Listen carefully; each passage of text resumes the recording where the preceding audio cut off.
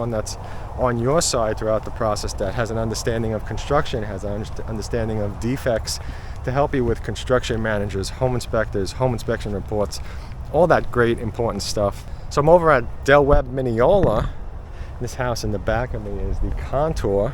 And also check out here some of those little orange flowers again. I guess they're not weeds. So I guess that one that was a stray back there just happened to end up over there somehow. Beautiful little flowers. I like them.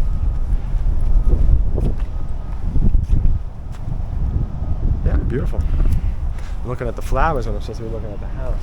So this is the Contour. It's a 2-bedroom, 2-bathroom, 1,405 square feet to 1,561 square feet. So definitely the smallest house that's over here.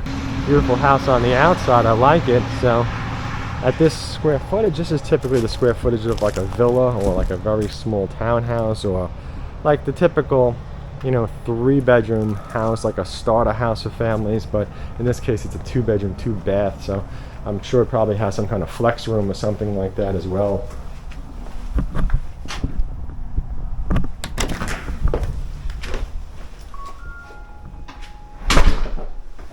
Go to richnotohomes.com. Okay, so kind of interesting when you first walk in, but I'm going right to the garage.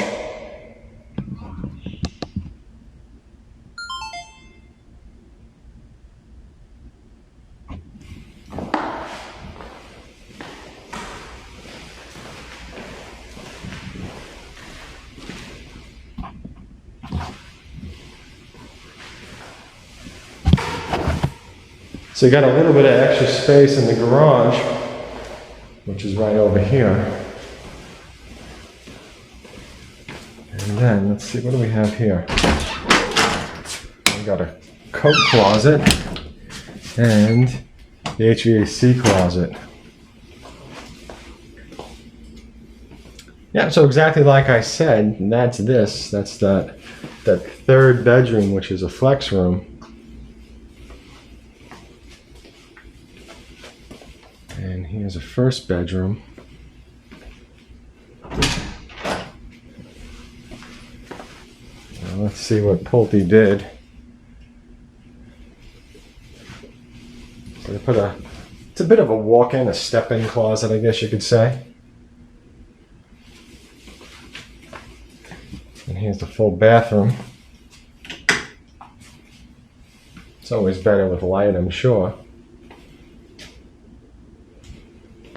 And here's a place to cook. Lots of countertop space though.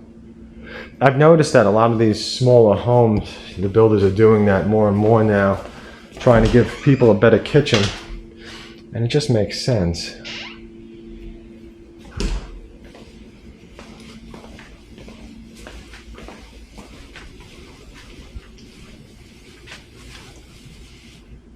Yeah, check that out. Lots of space to sit out on the covered lanai.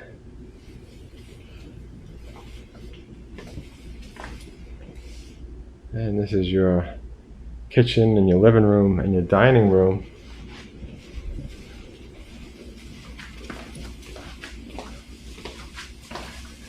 Here's the laundry, so you got a standard size laundry. And master bedroom, which is probably one of the largest size master bedrooms that I've seen in a house that's this square footage. So it looks like they put a little bit more of the square footage into this room, and quite possibly the bathroom as well.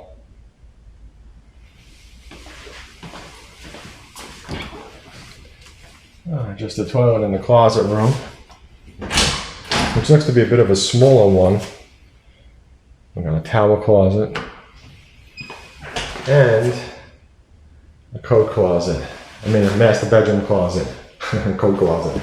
Master bedroom closet. Okay, so that's about arm's length. The camera's right at the wall, so it's about 9 feet or so, I would say. And